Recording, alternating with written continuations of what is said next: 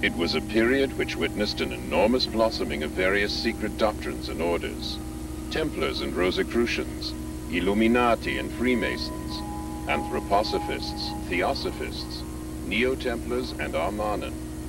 Some of them seemed suddenly to have woken up after a centuries-long sleep.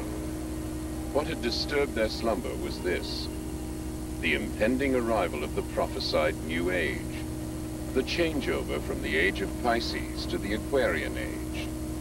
Every one of these groups felt themselves called upon to make their mark on the approaching era, the year 1917. 4 men and a woman met here in the Viennese cafe Schopenhauer. The young Maria Ortiz, a spiritualistic medium from Zagreb, the student and fighter pilot Lothar Weitz, the occultist, orientalist, and officer Karl Haushofer, Rudolf von Sebottendorf, an occultist who had recently returned from the Orient, as well as Prelate Gernot from the Order of Knights Templar. Their subject was the coming of the New Age. They spoke of secret revelations, the Spear of Destiny, the magical violet black stone. They discussed the possibility of making transmedial contact with the ancient Germanic and Babylonian deities, Ishtar, Ostara, and Isais, and of communicating with distant worlds, not only on this side, but also on the other. It is quite likely that this coffeehouse meeting witnessed the birth of the secret Thule Society, which in turn later spawned the German National Socialist Party, the SS, Black Sun, and the Vril Society, which in its turn gave a foundation to the occult activities of the Third Reich and the new comprehensive technology. And the beginning of German UFOs. Maria Ortiz presented texts she had received from her spirit medium, one in the Sumerian alphabet and the other in the secret code of the Knights Templar. Both texts had already been translated.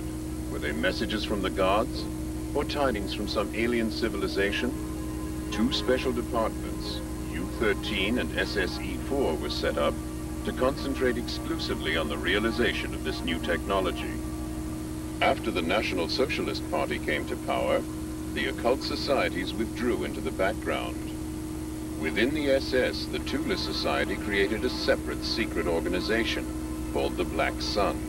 The Vril Society carried on much as before with its scientific research. According to reports, the Vril Society had by the middle of 1934 created its first experimental circular aircraft to be propelled with the anti-gravitational effect, the RFC-1. The men responsible for the design and construction were Dr. Schumann and an engineer from Bochum. Since 1929, the young Gertie Vogt had been responsible for running the Vril Society, and she made herself known to private investors who were prepared to invest in projects that carried an element of risk. In the meantime, the members had become convinced that the mediumistic messages originated not from gods, but in fact from a highly developed alien civilization within the Aldebaran solar system. The main star in the constellation of Taurus is Aldebaran. Could it be that the Sumerians, whose language remains a mystery to this day, were Aldebaranians? If they did perhaps once land in Mesopotamia, it is interesting that the inscriptions on the royal tablets tell us, when the royal power came down to us from the heaven. Before the end of 1934, the Vril Society had built its first light aircraft, the RFC-2 round aircraft. It was fitted with an improved Vril propulsion system and, for the first time, magnetic impulse steering. It measured hardly more than 16 feet from end to end, but it worked. It already possessed 2 typical characteristics of UFOs: the optical blurring of the contours when accelerating, and the colored lights depending on the level of power applied: red, orange, yellow, green, white, blue, or violet. Despite its advanced flying capabilities, the RFC-2 remained virtually unnoticed by the political leadership of the time. By 1939, the SS had already built its RFC-5, the first long-distance aircraft measuring more than 65 feet, and with the mysterious name Haunebu-1. Under tight security, the Haunebu-1 made its maiden flight, in all probability, in August of 1939. Documents show that by 1941, the British had already found out about these top-secret SS experiments. My background includes remote sensing technology and the exploration of the UFO phenomena. Over the years, I've had the privilege of being a friend and colleague of the late American Naval Admiral Thule, who was instrumental in bringing many of the German scientists to the United States at the end of World War II. As many of you know, there was an executive order given by President Truman in August of 1945, August 15th, 45. And in March of 1946, the States Naval War Committee authorized the collection of German materials relating to experiments of high technology. The first, the second, and the third prototypes of which we see here represent the most commonly seen and observed spacecraft worldwide since 1947. The documentation and personal experiences with many of the German fuel experts, however, suggest that as early as 1935, the Germans were aware that there was life and technology in the universe, and were at least indirectly aware of the possibilities of building their own saucer craft,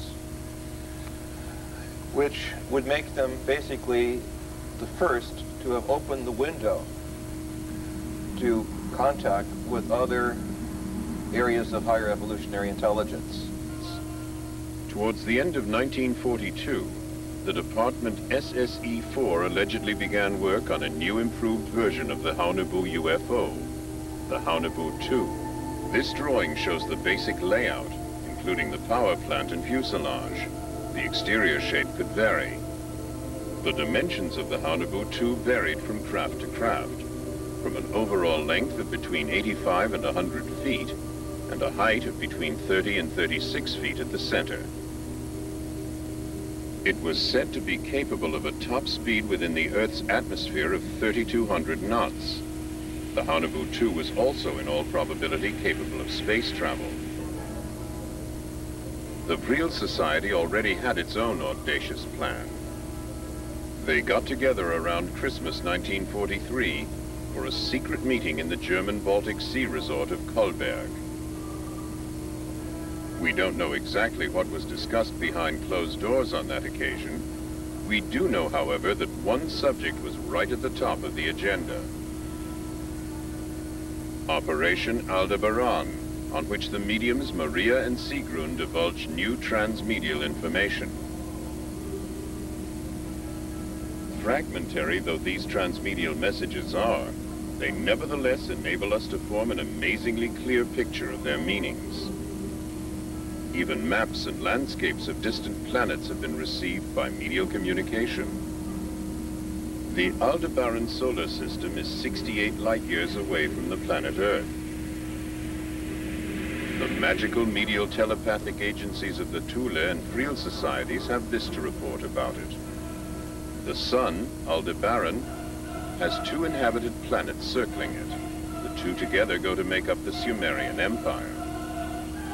On the 3rd and 4th of January 1944, a meeting is believed to have taken place between Hitler and Himmler. The subject of their discussion, the Vrill project, the projection of a huge Vril spaceship through the dimensional channel. In other words, a tunnel that was independent of the speed of light to Aldebaran. Clearly and logically, Germany would be the most unique place for a contact that would be made by higher intelligence, since it was in the leadership of the scientific industry in the 20th century. Clearly, it was the place where some of the best scientific minds were assembled in the world.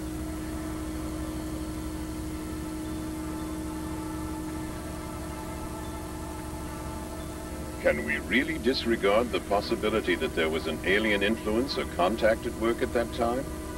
What could this structure, photographed on the Vril testing ground in the autumn of 1943, possibly be? A Vril 7 engine being tested? Possibly. But mightn't it also be a spaceship from Aldebaran?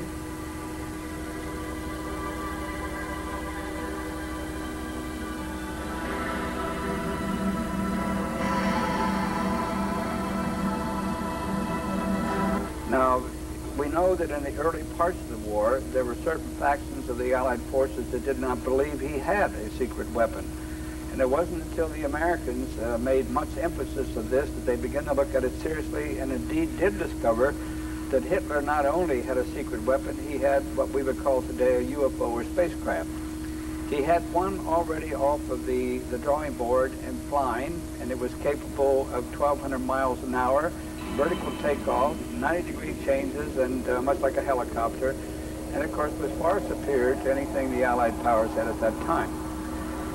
Secondly, they knew that he had another craft about to be up and going. It was capable of doing 2,500 miles an hour, which was double the... Throughout the world, in the ancient manuscripts of lost civilizations, we are confronted over and over again with tales of space-traveling gods who visited our planet to prepare mankind for a new age of knowledge and wisdom that would come about as a consequence of the next evolutionary step. The occult secret societies of the Third Reich knew of these traditions and sought ways to make contact with these space-traveling gods who had first arrived in Babylon all those centuries ago.